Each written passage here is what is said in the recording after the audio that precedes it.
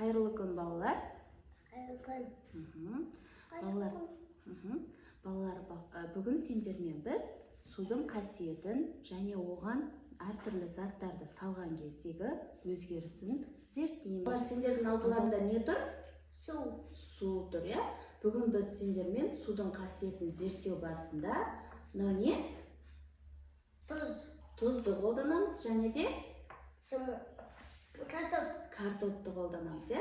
Абдрахманның суына еш нәрсе қоспаймыз. Айарудың суына біз тұз қосайық, иә? Тұз қосып, оны жақсылап араластырамыз.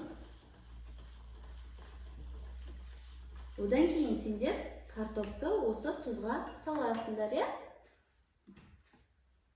Суға саламыз. Ақырын саламыз. Абдрахман, сенің картоптың не істеді суға?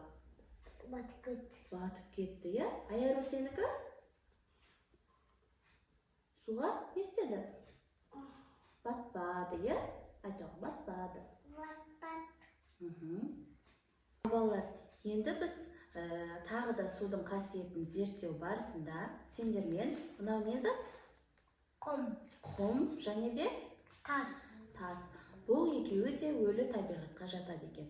Сондықтан біз оны судағы өзгерісі туралы зерттейік. Абдрахман, мен сенің суыңа құм салып, оны араластырайын. Суың не істеді? Лайланды. Ал Айару, сен мынаны суға салау.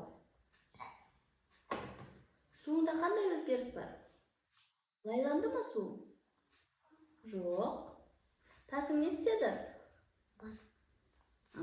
Тас батып кетті, иә? Балалар, біздің келесі зерттеуімізде сендерде түрлі түсті су бар. Ал Абдрахман, сенің суыңның түсі қандай? Сары. Айару сенікі? Қызыл түсті, иә? Ал сендердің суларыңды зерттеу үшін бізге керекті зат не? Қарбыз. Айару, мынау не? Ас содасы. Ас содасы, жарайсың.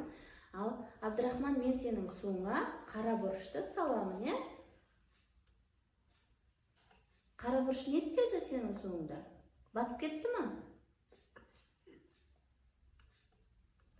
Батқан жоқ, иә? Бетінде қалқып тұр, иә? Айарудың суына біз ас содасын салып араластырайық. Айару суында қандай өзгеріс болды?